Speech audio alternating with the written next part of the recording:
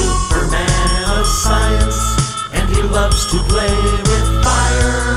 And the things he'll do, you can too, if you so desire. Do try this at home with Mr. G.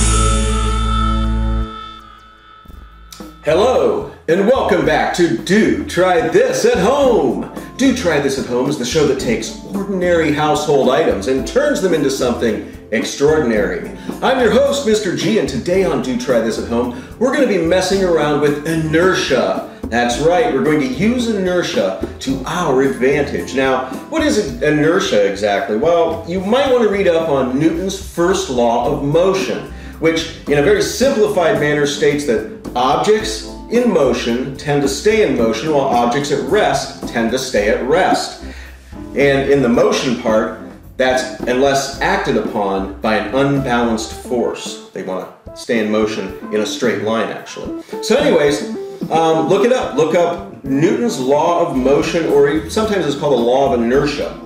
What are we going to need to do today's little experiment? Well, we're going to need a cat that runs around the kitchen every time I try to shoot a video, so make sure you've got that. And then scratches its neck and makes its little bell ring. Why does that cat have a bell on its neck, you're probably wondering. You're probably like, why don't you just take the bell off the cat's neck? It'll solve a lot of problems. It's because the cat is deaf. And the cat hides in places or gets lost in the house in places, and we wonder, where's the cat? Where's the cat? Well, you can't call a deaf cat. It won't come running for dinner, for instance. So by having a bell on it, we can kind of keep track of where the deaf kitty is at. So it went downstairs, so we won't be bothered by that anymore. What are we going to need to do today's experiment? We're going to need some pennies. Some plain old pennies. And what I've got here is I've got pennies which I have stacked into a stack alternating heads and tails. I've got 10 pennies, but you can use any number you want. You can use more than 10, 15, 20. I've actually gotten this to work with about 25 pennies. Pretty impressive. You're going to need a couple of softback books. These are going to be used as stops so that pennies don't go flying everywhere during our experiment. You're going to need a paper plate in which you will cut out, or from which you will cut out, this. Now that doesn't look like much, but it is. It's this little device that allows it to be slid back and forth, just a little piece of wax-coated cardboard. Don't use regular paper plates, use a wax-coated paper plate. And this can slide back and forth on the table very easily. Now, what are we going to do? You might want to challenge somebody. You might want to challenge someone to take your little pile of coins that are alternating heads and tails and to sort them into two piles. One heads, one tails, as fast as they can. Time them, see how fast they can sort them. But then, using inertia to our advantage, here's what happens. This pile of coins is at rest, and it wants to stay at rest.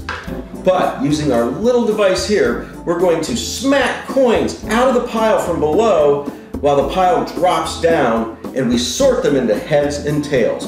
But I'll tell you what, it's a lot more impressive to actually see, so what are we waiting for? Let's get started! Okay, here we have our stack of 10 pennies alternating heads and tails. I've got a couple of books on the side to keep these pennies from flying off the edges of the table. Now, our strip of cardboard cut out from our paper plate. How to sort these into piles of heads and tails very quickly? Here we go. All heads, all tails. It worked. And all done in just a few seconds. Let's see that in slow motion.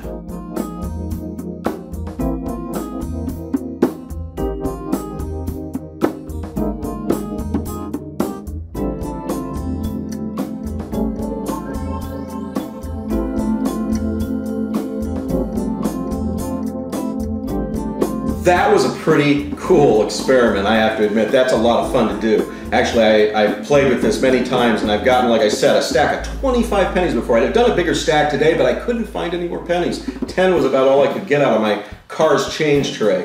Couldn't find any laying around the house either. Probably because they're all lost from, well, you'll see. Watch the outtakes, it's pretty funny. Anyway, so we've got tails, we've got heads, and it worked. So, I hope you have a great time with this little trick or this little experiment and study Newton's laws of motion. You'll find them pretty amazing. You'll find that they apply to a lot of everyday life situations. I'm Mr. G. Thanks for watching. Do try this at home, and remember to visit www.mindlessmirth.com. Yeah, I tell you what, I know a lot of you don't go to this site, haven't even looked at it, but I think you'll like it. I think it's really fun. It's there's a lot of interesting stuff on it, a lot of funny stuff, cool stuff, and join it. Please join it. Comment on the posts. Let me know what you want to see. Hey, I'm here to serve you. So anyways, I'm Mr. G, and I'll see you next time right here on Do Try This at Home.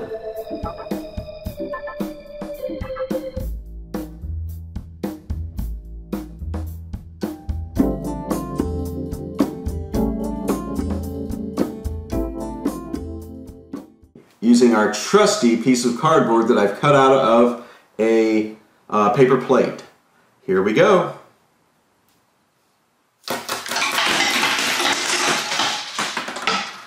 Oh boy. Probably, we're going to need something on the ends of this. Well, the pennies have flown everywhere, so it's impossible to tell whether it actually sorted them into heads and tails. I'm going to rethink this and be back later.